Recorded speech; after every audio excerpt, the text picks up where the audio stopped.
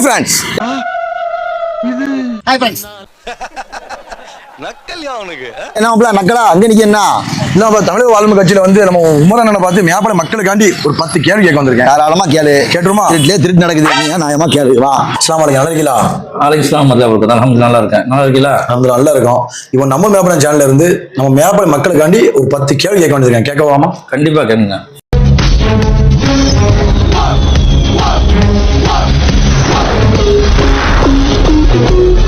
பாளை தொகுதியில எப்படியும் எலெக்ஷன்ல நின்று துவக்க தான் போறீங்க. நீங்க நிக்கிறதுக்கு உண்டான காரணம்?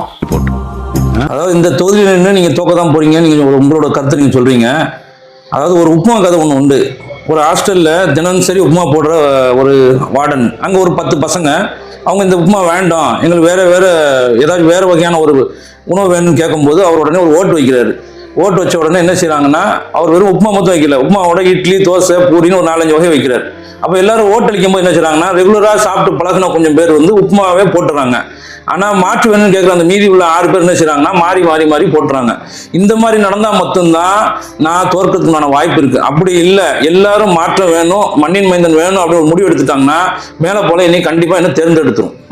ரெண்டாவது கேள்வி என்னன்னா, மேலப்பாளையம் மண்ணின் மைந்தன் அவனுக்கு தான் ஓட்டு போடணும் அப்படின்னு சொல்றீங்க. அதே மண்ணின் மைந்தன் தான் நம்ம அப்துல் கோயா அண்ணனும். மேலப்பாளையம் மக்கள் எந்த மண்ணின் மைந்தனுக்கு ஓட்டு போடணும்? இந்த கேள்விக்கு எங்கள் தலைவர் ஏற்கனவே இதுக்கு நான் பதில சொல்லிட்டாரு. அது வீடியோவா வலைதளத்தில் இருக்கு. அதாவது இந்த மண்ணின் மைந்தன் யாராவது நிற்கும் பட்சத்தில் எங்கள் கட்சி சார்பாக நிற்கக்கூடாதுன்றது ஒரு முடிவு. நாங்கள் எதிர்பார்த்தது எஸ்டிபியோட முபாரக் அவர்கள் வந்து இந்த மண்ணின் மைந்தனா இந்த கூட்டணியில் இந்த இடம் கிடைக்குங்கிறது தான் நாங்கள் எதிர்பார்த்தது. அப்படி அவர் நிற்கும் பட்சத்தில் ஏற்கனவே நான் நிற்க மாட்டேங்கிறத எங்கள் தலைவர்கிட்ட சொன்னேன். அவரும் அதுக்கு ஏற்றுக்கொண்டார். ஏன்னா மண்ணின் மீது பற்றுக்கொண்ட ஒவ்வொரு உயிர் மேலேயும் அவர் ஒரு அன்பு செலுத்தக்கூடியவராக இருக்கிறாரு. அந்த வகையில் ஒருவேளை எனக்கு முன்னாடி கோயா அவர்கள் வந்து தாக்கல் செய்திருந்தாலும், அவர் வந்து நம்மள்கிட்ட பேசியிருந்தாலுமே, இந்த நாங்கள் இப்போ எடுத்திருக்க முடிவில் கண்டிப்பாக மாற்றம் வரதுக்குண்டான வாய்ப்பு இருக்கு. நாளைக்கு ஒரு வேளை இன்ஷா அல்லாஹ் நீங்கள் ஜெயிச்சுட்டேன்னா மேலப்பாளையத்தை தலை வாங்கி நிற்கிற கஞ்சா போதையை அவங்களால ஒழிக்க முடியுமா? அதாவது இந்த கஞ்சாங்கிறது வந்து 2 வகையாக பிரிக்கலாம்.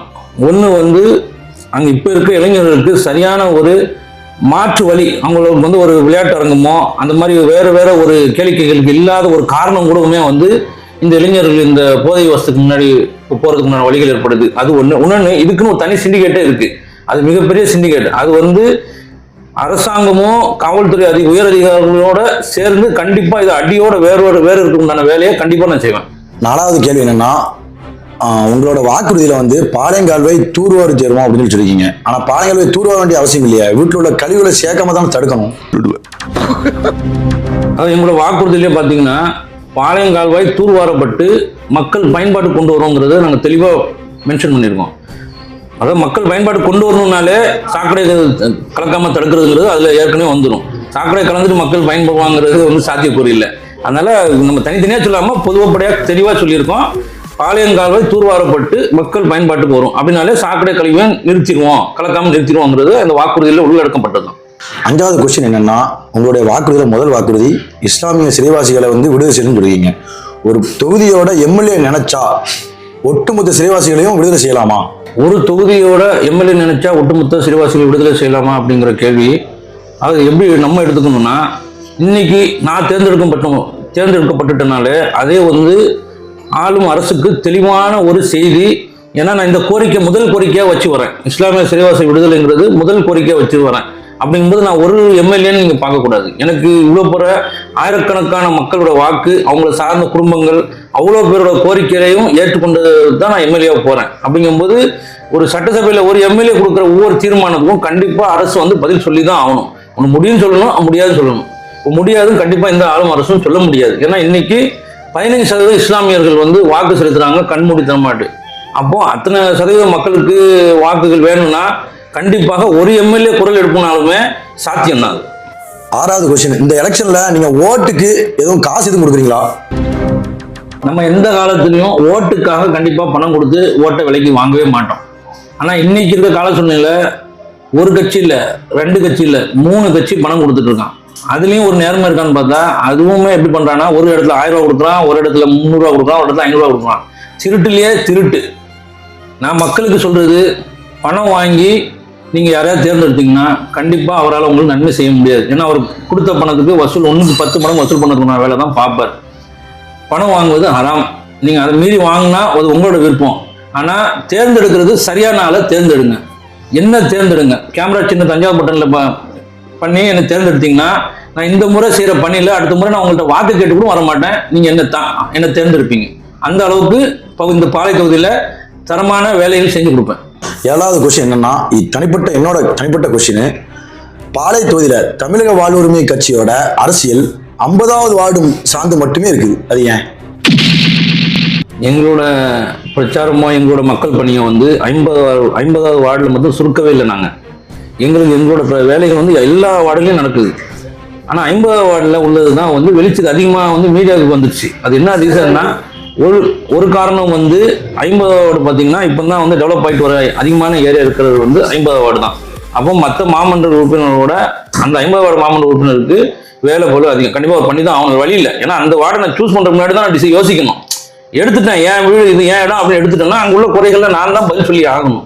இப்போ அதனால அந்த ஒரு காரணத்தினால தான் 50வது வார்டில் நாங்கள் வேலை செய்கிற மாதிரி இருக்குது. தவிர பொதுவாக எங்களோட எல்லா பணிகளையும் நீங்கள் ஒரு நாள் ஃப்ரீயாக இருக்கும்போது வாங்க, நாங்கள் எந்தெந்த வார்டில் எந்தெந்த வேலைகள்லாம் செஞ்சுருக்கோம். இங்கே மட்டும் இல்லை, பாளை தொகுதியில் பண்ணியிருக்கோம், தச்சனூரில் பண்ணியிருக்கோம், தாளையூரில் பண்ணியிருக்கோம், எத்தனையோ வார்டுகள் நாங்கள் பணி செஞ்சுருக்கோம். அங்கெல்லாம் நாங்கள் ஒரு பிரச்சனைகள் எடுத்து சொல்லுவோம். அங்கே உள்ள கவுன்சிலர் வருவார், அவரோட ஒரு பேச்சுவார்த்தை நடக்கும், அவர் கொஞ்சம் காலவாசம் கேட்பாரு, அது முடிச்சு வைக்கப்படும். அந்த மாதிரி நடந்துகிட்டே தான் இருக்குது. இது வந்து மீடியா வெளிச்சத்துக்கு வந்தது ஒரு சில சின்ன சின்ன பிரச்சனைகள். அது ஒரு குடும்ப பிரச்சனை மாதிரி தான். எங்களுக்குள்ள சண்டை, அதான் இன்னைக்கு கடிச்சுப்போம், நாளைக்கு பிடிச்சிப்போம், அது வேற. ஆனால் இது டெவலப் ஆகிட்டு வரதுனால கண்டிப்பாக அங்கே பிரச்சனை கொஞ்சம் அதிகமாக இருக்குது. அது கொஞ்சம் அதிகமாக வருது. அதில் மற்றபடி வேற எந்த உள்நோக்கமோ எதுவுமே கிடையாது. 8வது கேள்வி என்னன்னா, மண்ணின் மைந்தனுக்கு மட்டும் தான் ஓட்டு போடணும். அதாவது ஒரு மதத்துக்காரங்க அந்த மதத்துக்காரங்க மட்டும்தான் அந்த கடையில் பொருட்கள் வாங்கணும்னு சொல்ற மாதிரி இருக்கு. இதுக்கு உங்களோட கருத்து? அதாவது மண்ணின் மைந்தனுக்கு ஓட்டு அப்படின்னு நாங்கள் கேட்கறது ஏதோ இன்னைக்கு நினைச்சு இன்னைக்கு ஆரம்பிக்கல. இது கிட்டத்தட்ட 40 வருஷமா எங்களோட இயக்கம். 40 ஆண்டு காலமா இந்த மண்ணிலேருந்து யாருமே வந்து கொண்டு வர மாட்டேங்கிறாங்களேங்கிற ஒரு இயக்கம் தான். ஏன்னா மேலப்பாளையத்தில் வாக்காளர்களை தேடுறாங்க தவிர வேட்பாளர்களை தேடவே இல்லை எந்த கட்சியுமே. இந்த தொகுதியில வந்து ஒரு நாஞ்சில் மனோகரன் ஒரு ஆளை வந்து எம்ஜிஆர் அவர் நாவல்கார் அவரை கொண்டு வந்து நிறுத்தி ஜெயிக்க வைக்கிறாங்க. ஆனால் மேலப்பாளையத்தில் உள்ள ஒரு ஆளை நிறுத்துறதுக்கு எல்லாருமே பின்வாங்குறாங்க. அப்போ அதுக்கு ஒரு மாற்றம் வரணும். அது மக்கள் எழுச்சி வரணும்.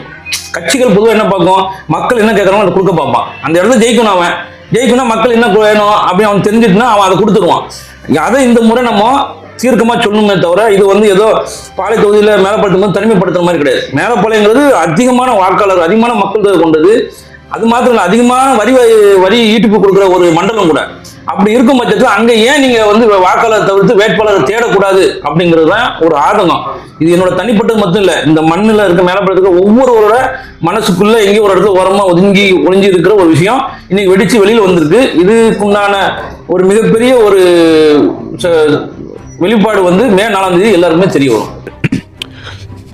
9வது கேள்வி என்ன அப்படின்னா, பாளை தொகுதியில நீங்க நிக்கிறதுனால பாஜக உள்ள வந்துடாதா?